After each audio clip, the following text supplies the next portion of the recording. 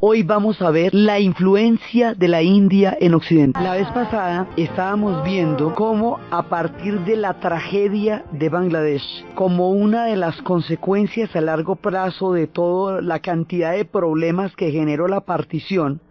va a llevar a un genocidio y a una hambruna. Y cómo esa hambruna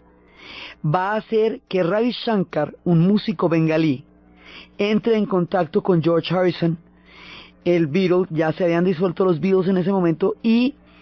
entren a buscar una solución, alguna forma de darle la mano a la gente de Bangladesh. Y él decide hacer un concierto en el Madison Square Garden a beneficio del pueblo de Bangladesh, que se llamaría el Concierto para Bangladesh. Y como aquí se empiezan a establecer puentes entre los ingleses y entre los británicos pues, y los hindúes, a partir de los pakistaníes, a partir de la música, y empieza todo el tema de cómo la India va a ir conquistando a Occidente con su espiritualidad. Son varios factores los que van a determinar esta nueva mirada. Primero, la independencia de la India, la presteza moral, el referente ético, la figura de Gandhi, la manera como su espíritu recorrió los últimos rincones de la tierra llevando el mensaje de la no violencia, de la concordancia entre los fines y los medios, del desprestigio de la venganza, produjo un nivel de admiración tal que los mismos obreros de las fábricas en Inglaterra, los que hacían las manufacturas de Manchester, que él había pedido al pueblo de la India que quemaran para poder derrotar al Imperio Británico, lo apoyaron cuando fue a visitarlos en su visita al Reino Unido. O sea, era tal la manera como él lograba influir en los corazones que ellos, siendo los principales perjudicados con un boicot de esos, porque son las manufacturas que ellos hacen, sin embargo, cuando ven al Mahatma, quedan absolutamente conmovidos y lo apoyaron desde siempre y entendían las razones de la lucha de la India. Desde siempre hubo un amor por la India, la literatura de Rudyard Kipling, El reino de la selva, toda esa cantidad de imaginarios que se fueron construyendo, un pasaje a la India, todo lo que la literatura traía como de una ensoñación que durante la época del imperio solamente la conocía una élite, un grupo selecto que iban a la India, o eran los más selectos, digamos, de la oficialidad británica que estaba en la India, o eran aquellos que no necesariamente cuadraban en el rigidísimo esquema de la sociedad británica y encontraban en la India un paraíso en donde podían ser de otra manera, pero no era una cosa masiva, era un imaginario exótico y un poco distante, pero con la universalidad de la independencia de la India, con la búsqueda de una espiritualidad que se genera como una necesidad histórica profunda en Occidente, y con los medios de comunicación de masas que hacen posible el alcance de lo que Marcuse llamaba la aldea global, y hoy es el mundo globalizado, hicieron posible que se conociera la civilización de la India en Occidente. Entonces hubo un cambio cósmico también ahí, porque el hipismo nosotros lo habíamos visto en la historia de los Estados Unidos y lo habíamos visto en la historia de Inglaterra. Cuando surge el hipismo como una protesta contra la sociedad de consumo, contra la sociedad material, contra el hecho de que se le hayan puesto a las cosas el fin último de la existencia humana. Entonces eso no puede ser así, porque si el fin de todo el paso de las civilizaciones por el planeta Tierra es llegar a tiempo a una oferta de temporada, eso es patético. O sea, así no, eso no tiene sentido, es demasiado pobre para darle sentido a la vida. Entonces, empieza la sociedad de consumo, o sea, los jóvenes que viven en una sociedad donde solamente se les dan cosas, empiezan a sentir un profundo vacío espiritual, una necesidad, un hambre de lo sagrado, la desacralización de la sociedad y la conversión del capitalismo en el único fetiche al cual se le adora, en la mercancía, en lo único a lo cual se le valora,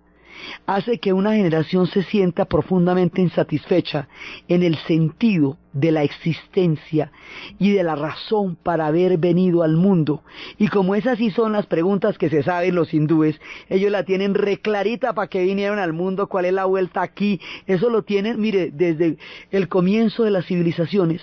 Entonces, el hambre de una necesidad espiritual tan profunda como la que va a plantear el hipismo como proyecto, porque de ellos quedaron las modas y los gestos como si fueran unas cosas totalmente descoordinadas de lo que significaban. Entonces quedaron como mechudos, y quedaron como marihuaneros, y quedaron como con faldas largas. No, esto era una gente buscando un sentido de lo sagrado profundo, y cuestionando las bases mismas de la sociedad en Occidente. Entonces, esa sed de ellos, hay varios puntos. Primero, ellos empiezan a cuestionar el que exista una sola forma de conocimiento. ¿Por qué? Porque el colonialismo se había basado en el hecho en que ciertas civilizaciones, en las europeas, se consideraban portadores de todo conocimiento válido, porque eran las que habían desarrollado la ciencia con mayúsculas, la ciencia, y todo aquel que no codificara en exactamente los mismos términos y que no cupiera en el plano cartesiano, entonces era bárbaro. Y crearon una dicotomía entre civilización y barbarie, con la que justificaron el dominar, someter, explotar y expoliar a una cantidad de pueblos del planeta Tierra, que para civilizarlos, como quien dice, que les salían a deber. Entonces, con la descolonización que se va a producir de manera eximia en la India y de manera contundente en toda el África, en Indochina, en Argelia, norte, en todas partes, el colonialismo se va a ver como una invasión a las civilizaciones de la tierra y no como un derecho a esparcir un conocimiento que se considera único e iluminador por definición. Entonces, aquí vamos a cuestionar que ese pensamiento sea el único que sea conocimiento. Y se empieza a pensar que hay muchos conocimientos, que la espiritualidad también es un conocimiento, que hay otro tipo de maneras de percibir el mundo, que no hay una sola realidad, que hay muchas realidades, que no hay una sola manera de ver la vida, que hay muchas formas de ver la vida. Y por entre estos cuestionamientos acerca del carácter único de la realidad,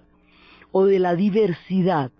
de maneras de entender el universo, lo sagrado, la fe, se van acercando a tener ojos para ver la India, porque en la India estuvieron 200 años, pero la modernidad hizo ver que todo aquello que sucediera en el pasado estaba ya como archivado en el tiempo y que no se relacionaba con el presente. Al entrar en contacto con la India y empezar a permearse de las ideas y de la civilización hindú, están entrando en contacto con los milenios, con lo más antiguo de la civilización humana, que es la continuidad histórica que tiene la India. Entonces, cosas que parecerían a la mirada de la modernidad como pasadas de otro tiempo, adquieren una vigencia total. Y aquí empieza una transformación de conciencia, de mirada del mundo, de sentido de lo cósmico, que va a cambiar la visión de Occidente, y que en uno de los lugares donde más se va a notar es en la música.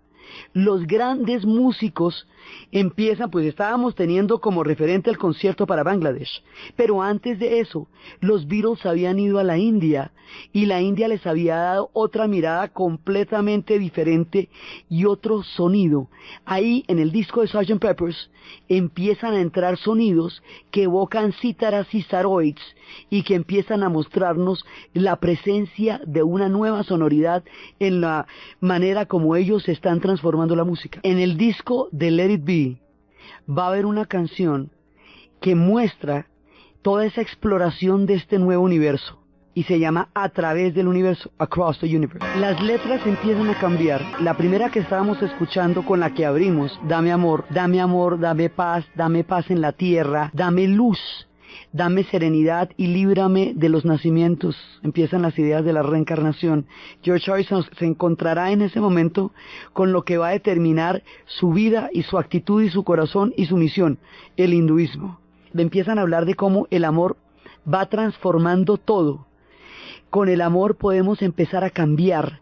pero vamos a hablar de los vacíos de las almas, que era con y sin y dentro de usted, with or without you. Y empiezan a hablar de cómo el universo es una caleidoscopia de situaciones, de una cantidad de cosas que están pasando al mismo tiempo, y empiezan a hablar Jai, Guru, Deva, que son palabras sagradas en el hinduismo, y la palabra Om es el mantra, el sonido Om, que es un sonido profundo interior. Entonces empiezan a entrar una cantidad de cosas aquí. Primero, cuando entran en contacto con el hinduismo y se dan cuenta que el hombre es una brisna en el cosmos, que no es el show de la evolución, que la razón por la cual se creó la vida en el planeta no era para el estreno mundial del ser humano dentro de esa megalomanía que creó la idea del hombre como centro del universo, del renacimiento, que la cosa no era así, sino que el cosmos era infinito,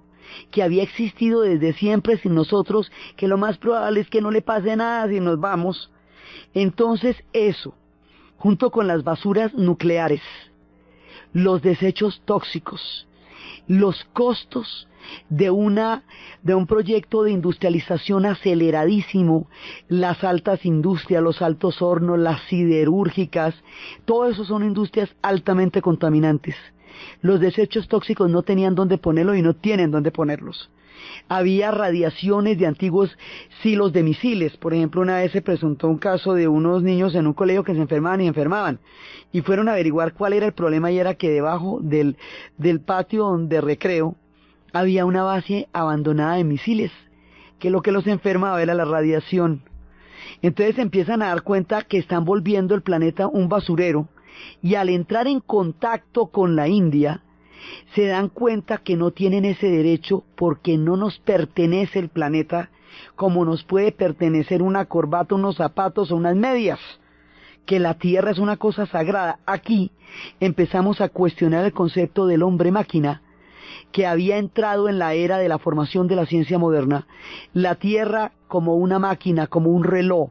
cuyo mecanismo puede ser descifrado a través de la ciencia y puede ser alterado a voluntad en aras de lo que se llamó el progreso humano. Eso se cuestiona, porque dice, eso nos llevó primero, esta estructura de un conocimiento único nos embarcó en 2 guerras mundiales. Eso no tiene nada de chévere. Segundo, hemos convertido el planeta en un basurero y el planeta no es nuestro. Y esa, digamos, la reflexión sobre el no derecho a destruir el entorno, más la cantidad de basuras que ellos tienen, más el concepto del cosmos, va a producir el pensamiento ecológico. Y el pensamiento ecológico hoy día es por la cruda realidad con que esta primera percepción que se tuvo en los 60 se ha convertido hoy por hoy en un tema absolutamente apremiante, que ya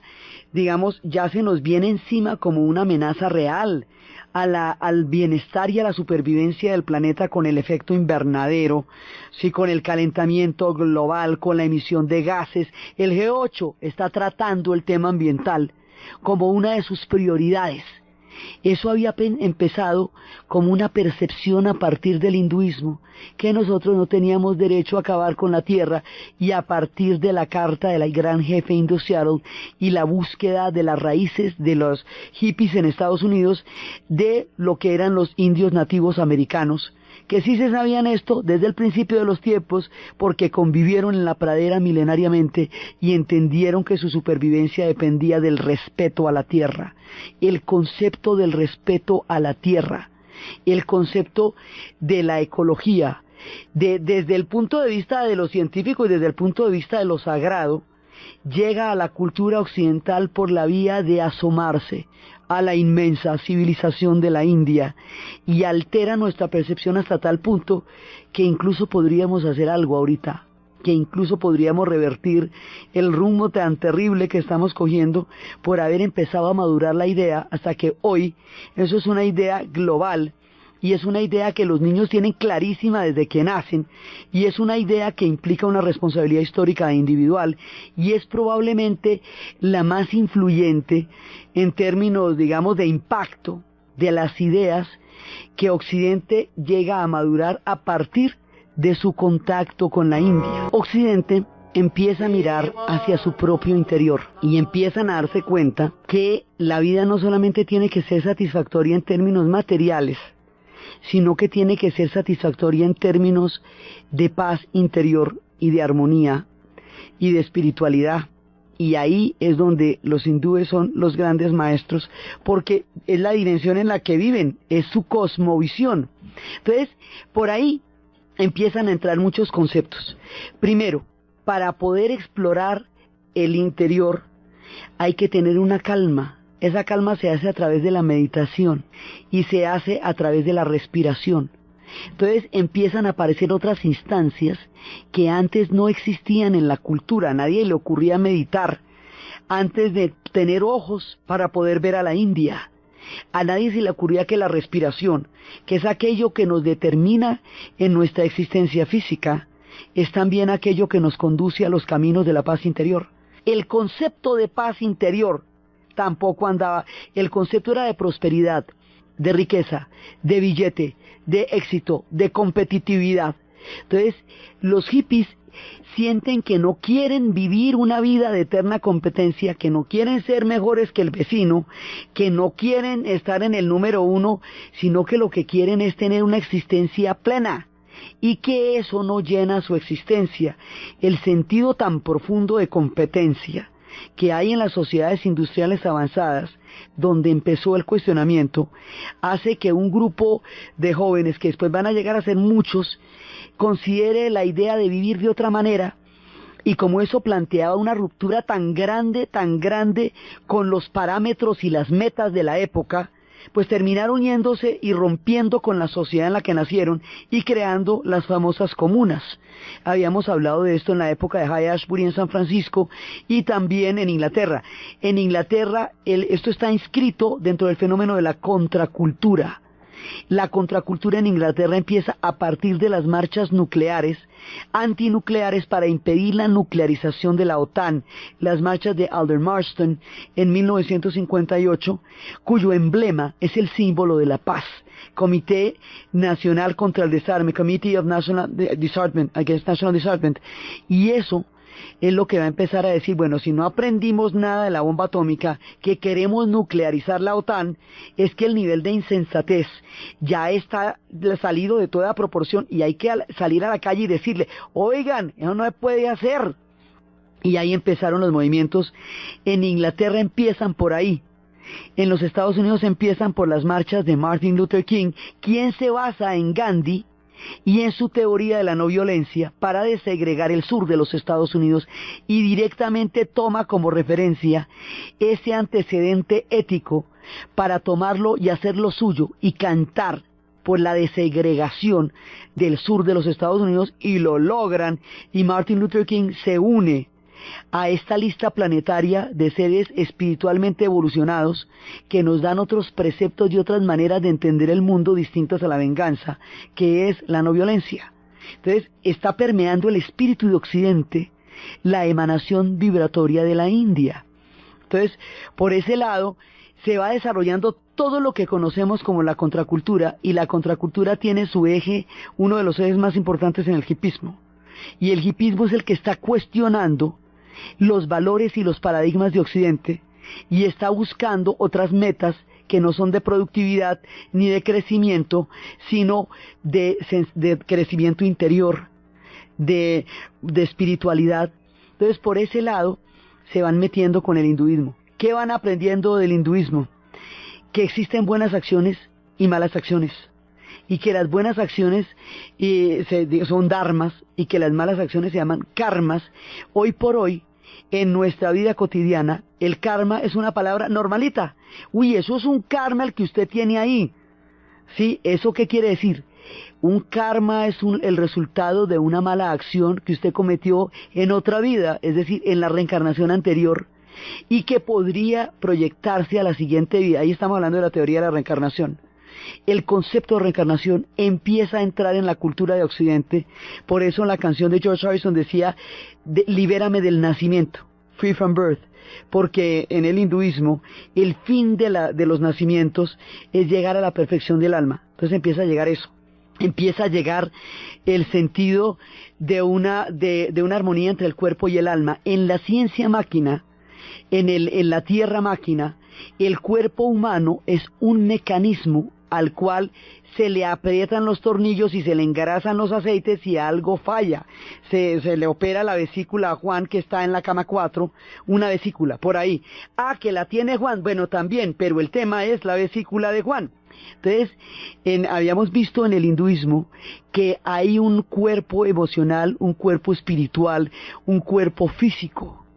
y que esos cuerpos, que son diferentes planos de la existencia, están unidos por puntos energéticos que se llaman los chakras, y que la armonización de los chakras es encontrar el equilibrio entre el cuerpo físico, el cuerpo espiritual y el cuerpo emocional. Es decir, que hay una relación inseparable entre el estado del alma y la salud. Eso es completamente nuevo para Occidente, porque la medicina se había desarrollado sobre el concepto de un mecanismo que se podía transformar, manejar o alterar a voluntad, y que era cuestión de tiempo que se pudiera alterar en otros sentidos, simplemente. Entonces, no, aquí ya estamos hablando de un equilibrio entre el cuerpo y el alma. También entran por ahí los conceptos que vienen de la China del yin y el yang, y de la acupuntura. Sí, también bajo la misma apertura psíquica que permite entender estos conceptos. Entonces, por esta vía va a entrar la medicina ayurveda. Y la medicina ayurveda tiene miles de años, ¿sí? Y va a entrar el concepto de los chakras y el concepto de la energía como el aliento vital que hace posible la existencia en el planeta, y que es lo que se tiene que estar regulando. Y entonces empiezan a verse las esencias florales, que no son solamente los fármacos de los laboratorios los que producen el bienestar, sino que hay compensaciones energéticas que se hacen a través de esencias florales que ayudan a nivelar el bienestar del cuerpo humano, no eliminando los síntomas, sino equilibrando el espectro energético con el espectro físico, con el espectro espiritual y emocional. Y esto es un concepto totalmente diferente de la salud, de la medicina, de los tratamientos, y empieza a abrirse paso una medicina que antes, con el esquema colonial, se consideraba superstición, se consideraba, mejor dicho, que brujería. Entonces eso ya se va conociendo. La homeopatía, que ya la conocía Occidente desde que se la inventaron los checos, empieza a adquirir una fuerza de curación también, de sanación. Entonces empieza a aparecer la idea de sanación, no es de curación, o sea, no es que me curé de lo que me enfermé, sino que me sané de lo que atormentaba mi espíritu. Eso ya es otra cosa diferente, y hoy por hoy cada vez más la medicina alópata, que es como se le conoce a la medicina occidental, empieza a tener interacciones con la medicina que viene de la India, o por lo menos a dejarle espacios en los cuales ella pueda tener algo que decir, cosa impensable antes de este contacto con la civilización hindú, y que empieza a hacer sentir que la salud también es un paradigma, no solo preventivo, sino de paz y de calma interior, que la gente, en la medida en que se acerque más a la felicidad, a la severidad y a la buena nota consigo mismos, pues enferma menos. Y en la medida en que se llenen de rabias, y ahí entran a conectar con el budismo, que dice que todas las pasiones que son que generan apegos producen pesos para el alma, que también se pueden traducir en enfermedades. Todo este concepto de la salud entra al asomarnos en la India, y la música cada vez más influenciada por ella. El sentido de una búsqueda espiritual como proyecto de vida va a ser que muchísima gente se vaya para los ashrams. En realidad la palabra ashram solamente significa comunidad, o sea, en sánscrito significa, pues en hindi significa comunidad, pero empiezan a acceder a los templos y a buscar a los maestros y a los gurús, y a empezar a sentir que hay guías espirituales que pueden acompañar al alma en el camino del encuentro consigo misma. Entonces ya empieza, mucha gente se va para allá. Habíamos hablado de cómo los hippies se fueron para Goa y allá se quedaron, o porque no tenían con qué regresar, dijimos la vez pasada, o porque no tenían a qué regresar. Encontraron allá las otras formas de vida que buscaban. Pero la gente que vivió y volvió y regresó, o que escuchó la influencia en Estados Unidos y en Inglaterra, van es a tratar de vivir de otra manera. Van a vivir con serenidad, van a tratar de buscar una armonía interior, una armonía que les permita llevar una vida compatible con su propio espíritu. Entonces estamos hablando de sociedades de un voltaje donde el nivel de estrés, de congestiones, de competitividad, usted sale, desde que sale tiene que probar que es digno de las metas, de todo, tiene que ser lo suficientemente competitivo, todo el mundo está buscando a ver cómo le corre la butaca, frente a ese mundo caníbal de la productividad, que es el que lleva a estas sociedades a tener esos índices de riqueza, que es hacer sociedades industriales avanzadas. El costo de eso se paga en el alma. Y eso es lo que ellos se dan cuenta cuando entran en contacto con el hinduismo, que hay otras perspectivas, que si la gente quiere darse garrote así, pues que se lo dé, pero que eso no necesariamente porque sea lo mayoritario tiene que ser lo mejor. Entonces ahí empiezan a hablar de otras cosas, a pensar en otras cosas y a ser receptivos a ideas que de otra manera no hubieran podido permitir Occidente. Por ejemplo, estas ideas en el siglo XIX eran impensables, porque el siglo XIX es la consolidación de todo el paradigma de Occidente, y es el progreso, y es la máquina, y es la ciencia, y los nuevos horizontes, y más alto, más lejos, más fuerte, ¿sí? Aquí el quiebre del suicidio de la razón, porque las dos guerras mundiales son el suicidio de la razón en Europa. Porque si son tan portadores de civilización, tan tremendos y tan guau, ¿cómo es que producen un resultado tan tanático y tan catastrófico como dos guerras mundiales? Ese fracaso en el proyecto humano que significaron las dos guerras mundiales se conoce como el suicidio de la razón. Estos son los hijos de la gente que peleó la Segunda Guerra Mundial. Todos nacieron en 1945, sin padres, hijos de los pilotos de la batalla de Inglaterra, hijos de los obreros que después que conocieron a Gandhi y se solidarizaron con su lucha, hijos de una generación que había conocido el rostro de la desesperanza y del horror a través de una guerra mundial. Encuentran en el hinduismo un bálsamo profundo, porque habla de otros arquetipos y de otras posibilidades de vida, que empieza a crear un nuevo sentido de habitar la tierra. Y en ese nuevo sentido, la India conquista Occidente, no con las conquistas de las armas, como no lo hace ella desde su espíritu, sino con la fuerza de la mirada de la armonía interior que ellos han practicado desde que habitan el mundo y que caracteriza su manera de entender el universo. O sea, ellos ni siquiera venden la idea. Es que Occidente, al entrar en contacto con ellos, queda tan perplejo ante semejante contenido de civilización que no puede menos que resquebrajarse frente a sus propios paradigmas y mirar con un asombro increíble que hay otras maneras de abordar el universo, que son completamente válidas, que llevan más de 5.000 años de existencia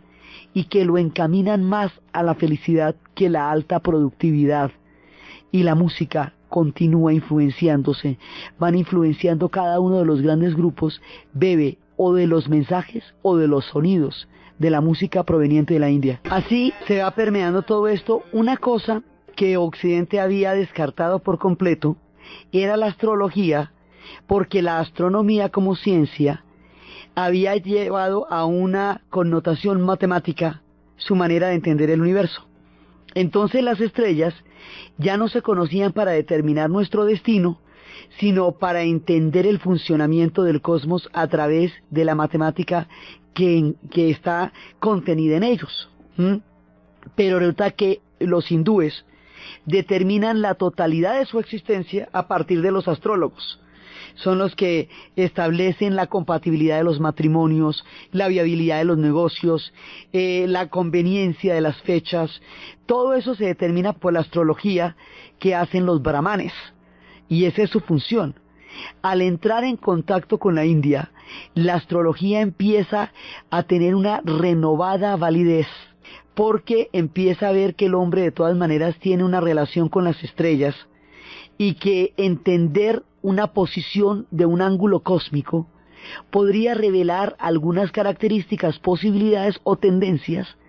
del comportamiento o de la suerte o de la vida de la persona que nació bajo esa confluencia planetaria. Si hemos de llamar, como la historia llamó, a este fenómeno de contracultura la revolución de Acuario,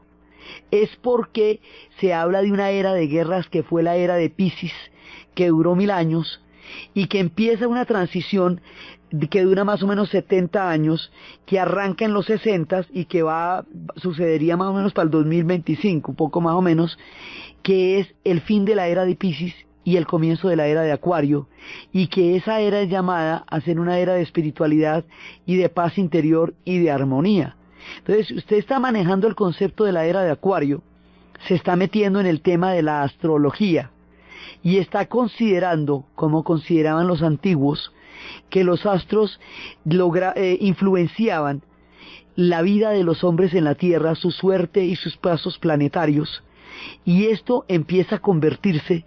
en una forma de la vida cotidiana, donde la gente consulta los horóscopos y la gente consulta los augurios o el I Ching, o sea, empieza a consultar cosas que la ciencia había dejado en manos del azar y que había desechado por completo como algo carente de verdad y perteneciendo al universo del mito. Entonces nos dice, no, eso también es un conocimiento, o sea, en la medida en que se expande el conocimiento, por eso a todo este fenómeno se le conoce con el nombre de conciencia expandida, porque se va a expandir la conciencia de cómo se habita en la Tierra. Entonces, de esa forma,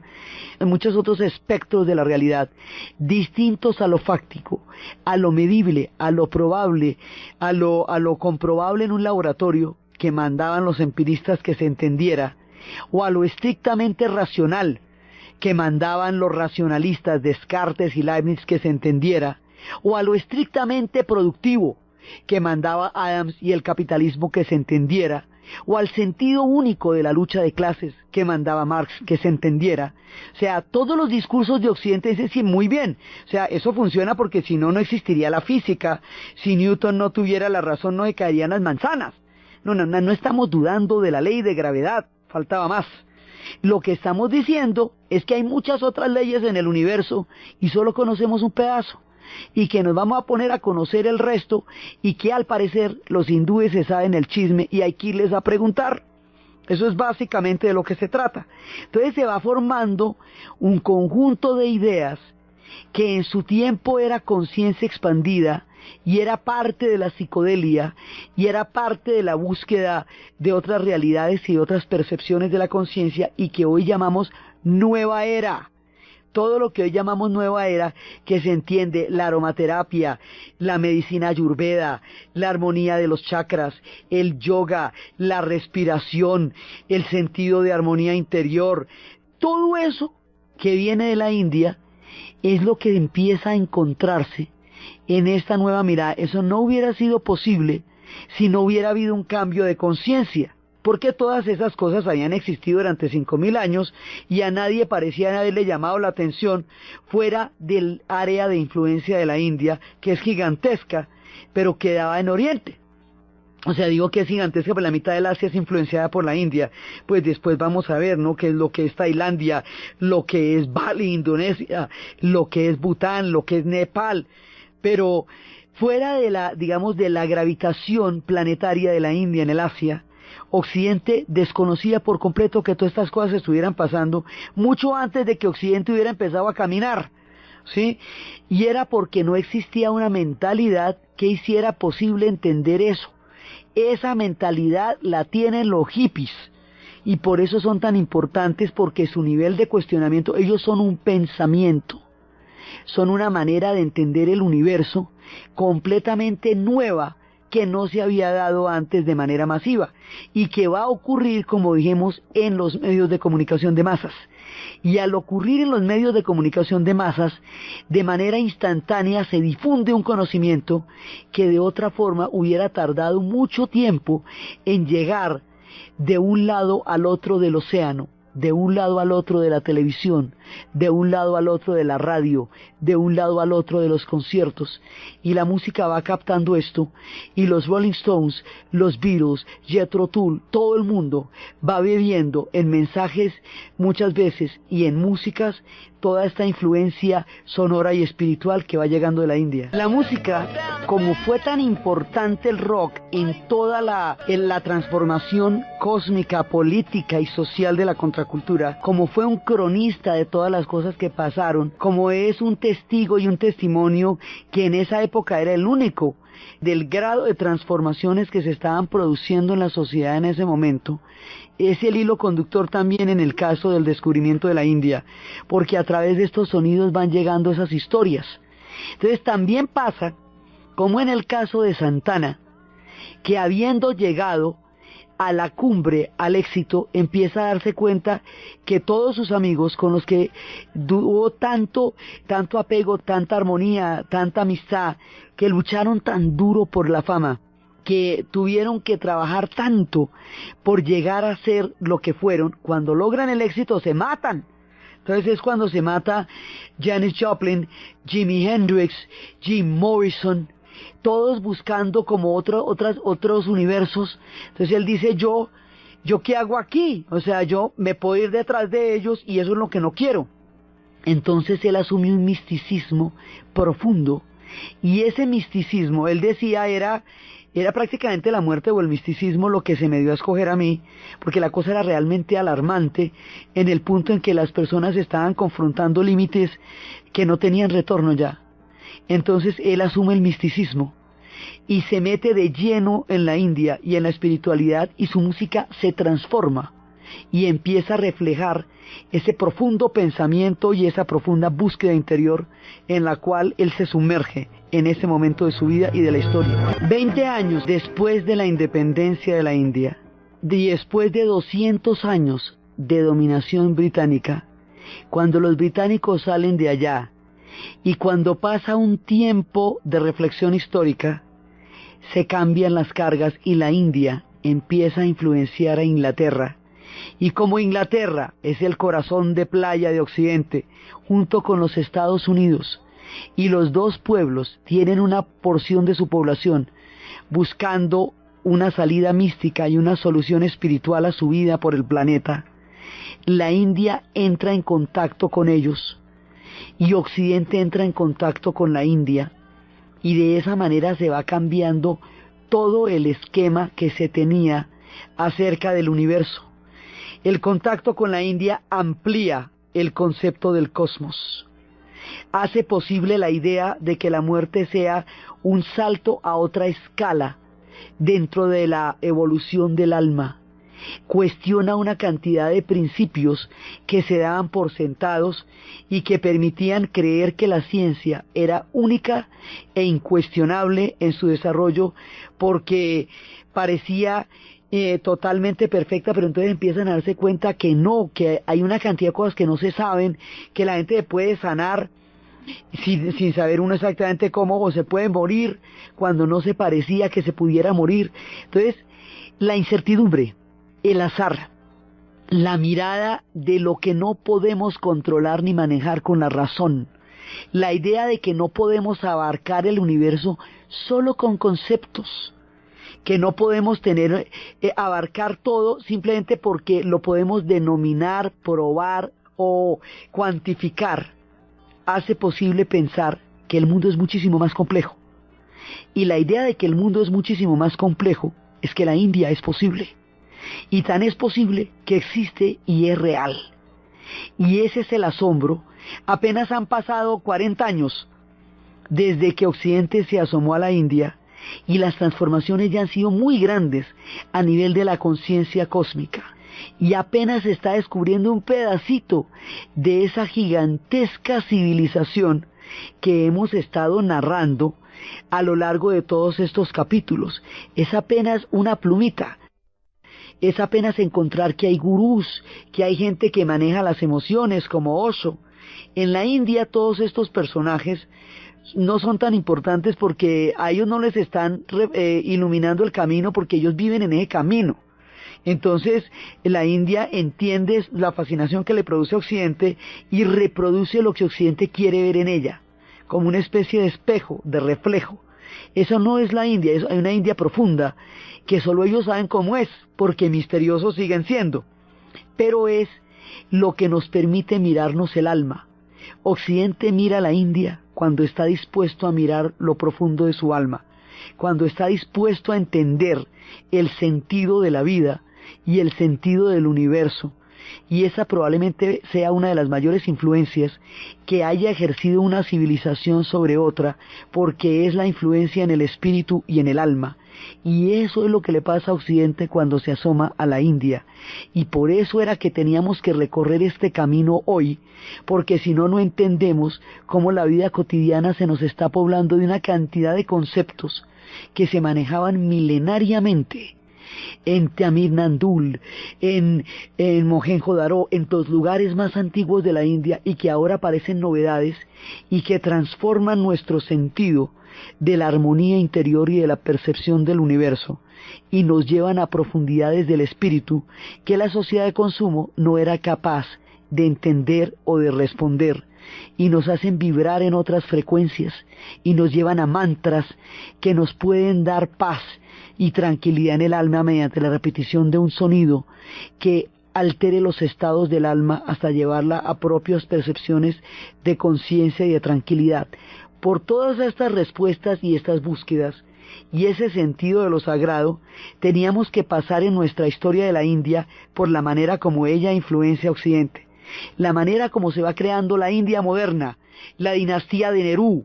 la historia de Indira Gandhi, la historia de Rajiv Gandhi y la política actual, y todo lo que va pasando en la India posterior a la independencia, es lo que vamos a ver en el siguiente programa. Entonces,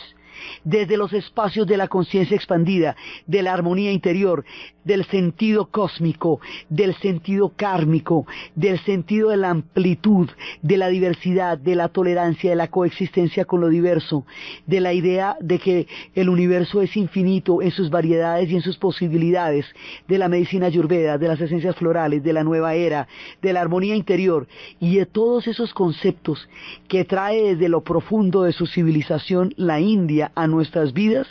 en la narración de Ana Uribe, en la producción Ernesto Díaz, y para ustedes feliz fin de semana.